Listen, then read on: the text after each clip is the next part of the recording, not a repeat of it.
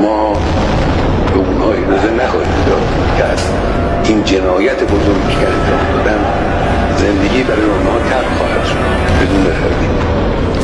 Jika kalian pikir si Rael itu kuat dan hebat, sungguh kalian salah total. Dan tahu nggak kalian, kenapa banyak negara Arab diam aja?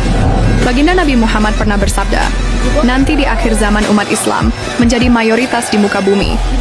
Mereka banyak tapi nggak bersatu untuk membela saudaranya yang dizolimi Zionis. Karena mereka mengidap penyakit wahan, yaitu penyakit takut mati dan cinta dunia. Hubbud dunya wa karohiyatul maut, itulah ciri-ciri umat baginda Nabi Muhammad di akhir zaman. Sedangkan Iran berdiri di garis depan, jihad fisabilillah diikrarkan. Menjadi syahid adalah tujuan, demi tegaknya kehormatan dan keadilan. Mereka lupa Iran itu siapa, adalah bangsa Persia yang paling ahli strategi perang. Dari zaman nenek moyang mereka, pernah menaklukkan Yunani hingga Romawi. Jadi saat ini yang dilakukan Iran bukanlah yang terbesar, hanya sebagai permulaan. Rudal sijil seberat 23 ton itu hanyalah hadiah pembukaan saja. Belum rudal Syahid, rudal Fatah hypersonic, dan nuklir Khaybar. Yang muncul, baru rudal sijil jenis balistik. Iron Dome yang katanya paling canggih sedunia, tembus dengan sangat mudahnya. Iran sedang menunggu dan mancing, biang keroknya supaya bergabung dengan musuh, biar mudah menghancurkannya sekalian dalam satu serangan aja. Saya yakin kalian pasti paham, siapa aja ketiga negara yang menyuplai uang, senjata, dan obat-obatan buat bangsa setan. Namun di belakang Iran, sudah standby 3 malaikat pelindung, yaitu Korea Utara, Rusia, dan Cina, yang sudah siap meluncurkan rudalnya.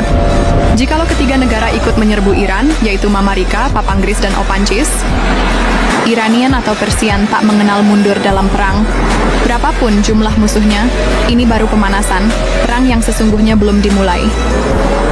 Hanya percikan-percikan bintang kecil yang berterbangan dan bertaburan, namun mampu bikin musuh kelabakan. Bangsa Persia dahulu adalah Iran di zaman sekarang.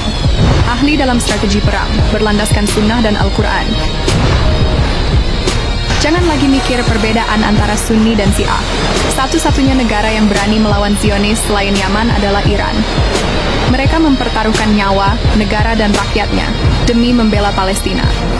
Dan jadi, jangan pandang sebelah mata kepada mereka. Sadarlah kita ini siapa. Selama masih Allah Tuhannya, Nabi Muhammad adalah Rasulnya, satu syahadatnya, dan Al-Quran kitabnya, maka kita adalah sama. Jangan merasa paling pintar dan paling benar, bicara tentang Sunni dan Syiah. Tapi bicaralah tentang kemanusiaan. Bayangkan jikalau keluarga kalian dizolim Zionis. Kira-kira apa yang akan kalian lakukan? Sedangkan Iran yang sekarang ini membela kemanusiaan dan keadilan secara global. Dengan target utama bukanlah Israel, tapi ketiga negara barat. Karena bagi Iran, bikin Israel rata dengan tanah sangatlah mudah. Tapi banyak juga negara-negara Islam yang gak suka sama Iran. Yang tak lain dan tak bukan, karena propaganda barat mereka telan mentah-mentah. Dari adu domba hingga memecah belah umat Islam. Contohnya Islam dibagi jadi 2 antar Sunni dan Syiah. Hal ini sukses bikin mereka bermusuhan, dari sejak zaman Khalifah Sayyidina Ali hingga sampai zaman ini. Yang memprovokasi adalah Yahudi dari Bani Israel. Mereka tahu Islam tidak mungkin bisa ditaklukkan, kecuali oleh umat Islam itu sendiri. Maka provokasi, propaganda, fitnah, dan adu domba adalah senjata andalan mereka. Itulah yang disebut dengan divide et impera. Nggak bakal berani face-to-face konfrontasi dengan umat Islam, karena mengetahui salah satu kekuatan umat Islam, yang nggak bisa ditembus oleh apapun, yaitu api jihad. Jikalau api jihad sudah membara, maka umat muslim nggak akan takut mati dan pantang menyerah. Ayo mari kita dukung Iran, karena Zionis laknatullah alaih.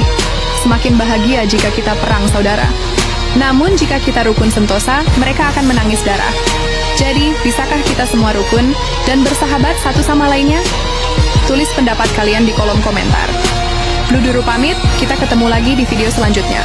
Terima kasih.